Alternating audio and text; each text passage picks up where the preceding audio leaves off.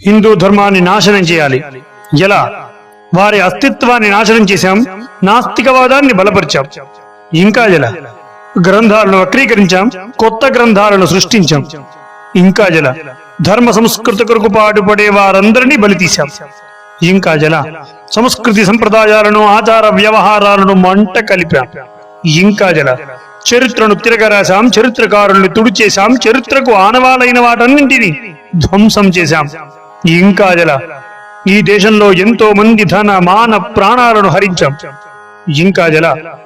దేశం కొరకు, ధర్మం కొరకు, సంస్కృతి కొరకు, రక్షణ కొరకు మనసా భాషా కర్మణ నిరంతరం పరితపించే వారందరినీ ఊచకోత కోశాం. ఇంకా ఎలా? మతోన్మాదులను సృష్టించాం, మతోన్మాదులను ప్రవేశపెట్టి మత మార్పులు చేశాం, కమ్యూనిస్టు ఉన్మాదులను రంగంలోకి దించాం, సెక్యులర్ హిందువులను, సెక్యులర్ రాజకీయ నాయకులను సృష్టించాం. ఇంకా ఎలా?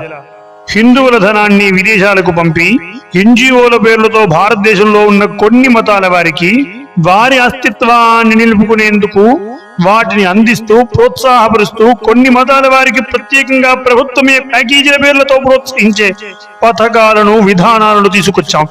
ఇంకా ఎలా? కానీ ఒక్క హిందువు తన గుడికి వెళ్లి తన దేవుణ్ణి చూసుకోవాలంటే మాత్రం అధిక పైకం చెల్లించాలనే నెపంతో దేవుణ్ణి దూరం చేసి ఆ దేవుణ్ణి కొంతమందికి మాత్రమే పరిమితం అయ్యేలా తగిన చర్యలు తీసుకున్నాం. ఇంకా ఎలా? ప్రపంచం నిద్రపోతున్న సమయంలోనే పట్టు చీరలు కట్టింది భారతదేశం. ప్రపంచానికి నోట్లో మాటలు రాని సమయంలోనే అనర్గళంగా వేదాలను వెల్లించింది. చెడ్డీల మీద ప్రపంచం కొట్టుకునే సమయంలోనే యుద్ధ నీతులు, శాస్త్రాలు రచించిందిరా భారతదేశం. ప్రపంచం ఒంటి మీద బట్టలు కూడా లేని కాలంలోనే పట్టు చీరలు కట్టి రెట్టిన కిరీటం పెట్టి శోభిల్లిందిరా భారతదేశం. దాన్ని నాశనం చేయాలంటే దానికి మూలం ధర్మం, ధర్మానికి మూలం జ్ఞానం అని తెలుసుకున్నాం. దాన్ని దూరం చేయాలనే నిపంతో బయలుదేరి వచ్చాం. భవతి భిక్షాందేహి అంటే ఒక్క పూట అన్నం దొరుకుతుందో దొరకదో కానీ జ్ఞానం కావాలంటే మాత్రం 3 పూటలా భోజనం పెట్టి మరి జ్ఞానాన్ని బోధించే గురువులు, గురుకులాలను చరిత్రలో కూడా లేకుండా చేశాం. ధర్మాన్ని బోధించే నలంద విశ్వవిద్యాలయాల్లాంటి వాటన్నింటినీ నాశనం చేశాం. ఇంకా ఎలా?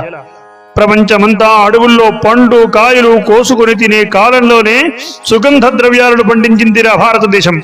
అలాంటి దాన్ని నాశనం చేశాం. ఇంకా ఎలా?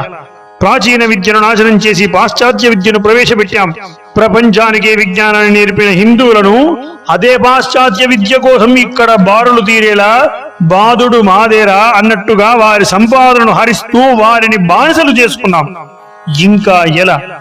భరతమాతే స్వయంగా అమృతం వంటి అన్నాన్ని పండించి వండి పెడుతున్నా వాటిని దూరం చేసి రంగు, రుచి, పచ్చి లేని వంటలను ప్రవేశపెట్టాం.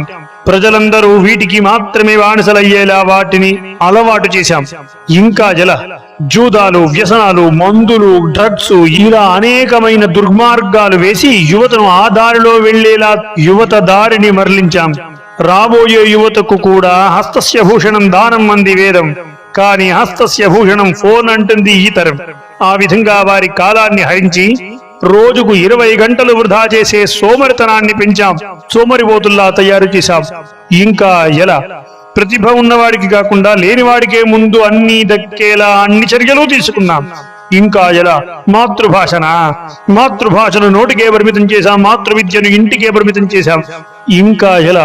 6 గజాల పట్టు చీర కట్టి నుదుటిన బొట్టున పెట్టి తలలో సిగపూలు పెట్టుకుని నడిచే సంస్కృతి నుంచి 5 అంగుళాల చిరిగిపోయిన బట్టలు కట్టుకునేలా సంస్కృతిని మంట కలిపాం. ఇంకా ఎలా? అనేక సంపదలను ఎత్తుకుపోయాం. ఇంకా ఎలా?